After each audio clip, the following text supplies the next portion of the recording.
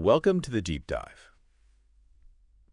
Okay, today we're really digging into a pretty potent audio excerpt. It's titled Senile Nancy Pelosi, Infowars.mp3, right. And our mission here, our focus for this deep dive, is really to pull out the key claims, the accusations, and just the general commentary that's packed into the specific source material. So you're going to get a direct look at the perspectives, the narratives this audio is trying to push, and importantly, how it frames certain political figures and events. Yeah. We're sticking just to what's in the source, all right? Aiming for clarity on its content, not endorsing any of it. And what's fascinating, I think, is how the source weaves things together. It takes various claims, observations, and sort of builds this very specific narrative structure. Exactly. So we'll be looking not just at what they're saying, but how it's presented to you, the listener, and why the source clearly believes these points are important. Okay, let's start with what feels like the main theme, really. Yeah. It's these specific criticisms about the cognitive function of, well, prominent political figures. The audio spends a good chunk of time on alleged moments of confusion. Yeah. So one instance, it presents Nancy Pelosi apparently saying, how do you make this mic work? But maybe more strikingly, it features her promising to oppose President Bush's agenda. Right, President Bush. Which leads the source to claim, quote, she doesn't even know it's President Trump. Yeah. And they actually quote Pelosi directly on this bit. Okay. So she supposedly says, we've seen nothing that I can work with President Bush on. And I'm disappointed because I thought that there might be some interest because of what he said in the campaign, which turns out to be not true, a hoax, and really dangerous to the economic stability of America's working families. So a direct quote used there to make that point about confusion over who the president is. Exactly. Then the focus shifts. It moves to Maxine Waters. The source calls her a dingbat Democrat. Wow. Okay. Strong language. Yeah. And it claims she hopes Trump won't serve 4 years and, get this, thinks Putin invaded Korea. Invaded Korea. That's the claim. It also asserts that Waters believes, according to the source, that Putin actually tells Trump everything to do, like even specific phrases. Such as Things like drain the swamp or lock her up or Hillary for prison.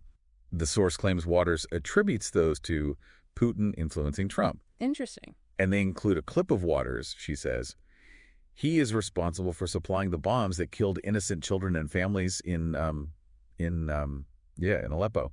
And the fact that he is wrapping his arms around Putin while Putin is continuing to influence into Korea. Okay, so there's the Korea reference again in her actual words, alongside Aleppo and Putin. Right, and then the source's presenter adds this comparison, saying Waters' mental state is like their grandmother at almost 93, who they claim was more together. Okay, so if we kind of connect the dots here, this whole segment, it's clearly using these specific purported incidents, these alleged gaffes, to suggest pretty strongly a lack of awareness or, basic competence among these figures.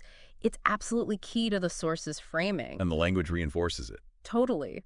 Words like dingbat, or elsewhere they use phrases like entitled disconnected nutballs. It all drives that same point home. It's trying to shape your perception of these people. Right. And it doesn't just stop at these individual alleged slips. It broadens out, doesn't it? The source expands the critique to the wider Democratic Party leadership and even gets into financial accusations. Yeah, it escalates. So looking at Pelosi again, but this time her leadership and wealth, the source makes a point of her refusing to say the Democratic Party needs new leadership. There's a quote from a press conference. Okay. Pelosi says, we have plenty of room for all kinds of leadership at every level.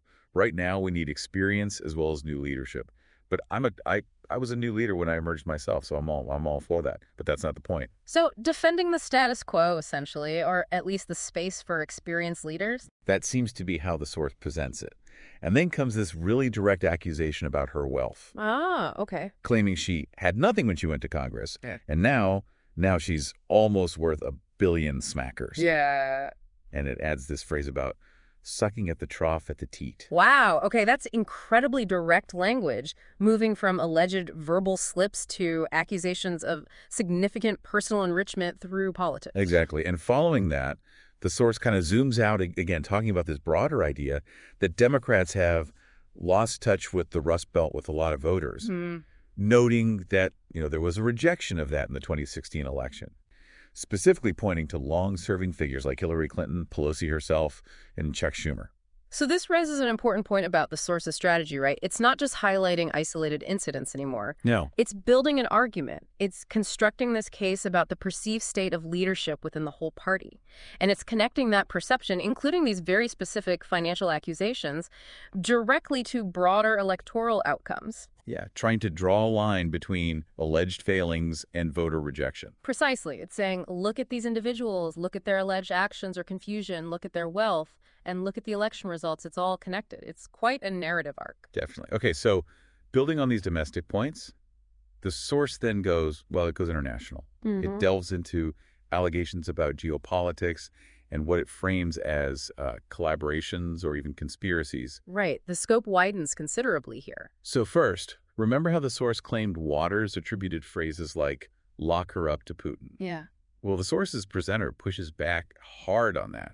They say directly, those chants, lock her up and Hillary for prison, quote, came from us and our audience.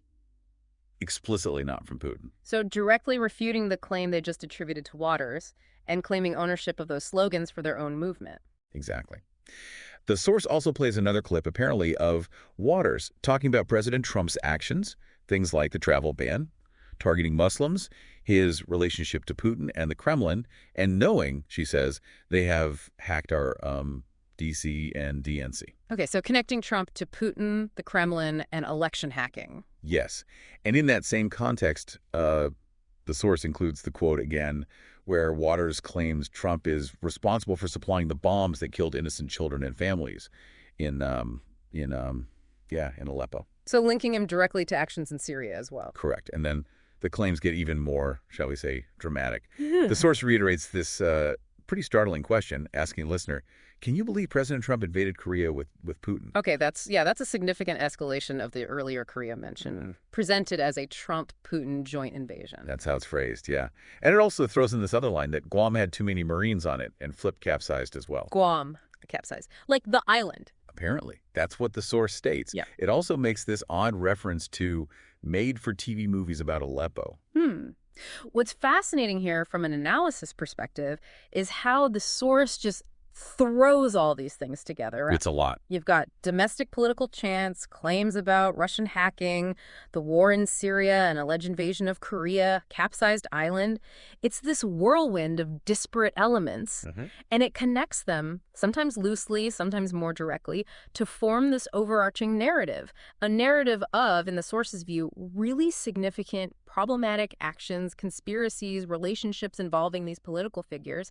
It can feel quite overwhelming. Yeah, it's a barrage of claims. And that reference to made-for-TV movies about Aleppo, that feels like an attempt to discredit other narratives, maybe more mainstream ones, by painting them as somehow fictionalized or unreal. That makes sense. So, okay, pulling it all together, what's the final message? Let's look at the source's broader point and its specific calls to action.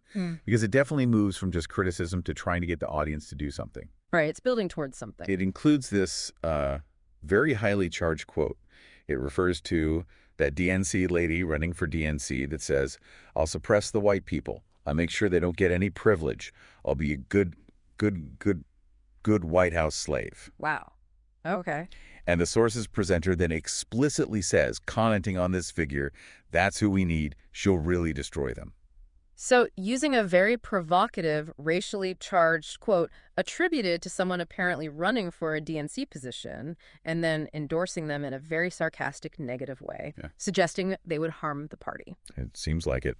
Then the source issues this really stark warning. It talks about communist Chinese-style net censorship coming to the web. A common theme in certain circles. Right, saying it's already here, it's being announced. And it frames this explicitly as free speech being stolen. Okay, so identifying a major threat. And then comes the call to action. It urges listeners, quote, get involved more than ever to keep the internet open and free. It promotes its own platform, Infowars.com map, calling it a new battleship in the fight, and says it's available right now.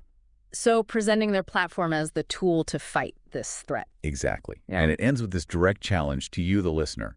You going to sit down and play games and be a trendy?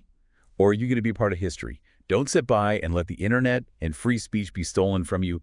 Take action.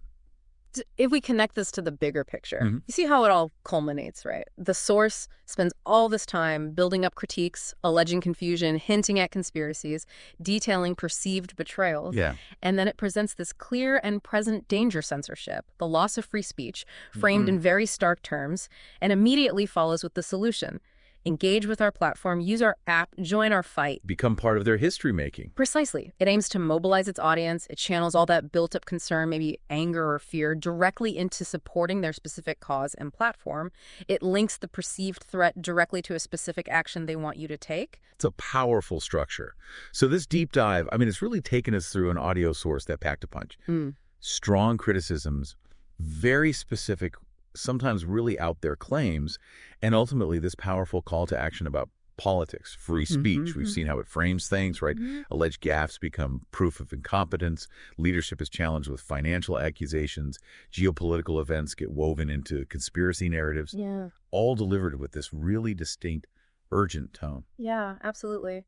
And I guess this raises an important question, thinking about it all. After dissecting these specific claims and appeals, just from this particular source, what really stands out to you about how certain media tries to operate?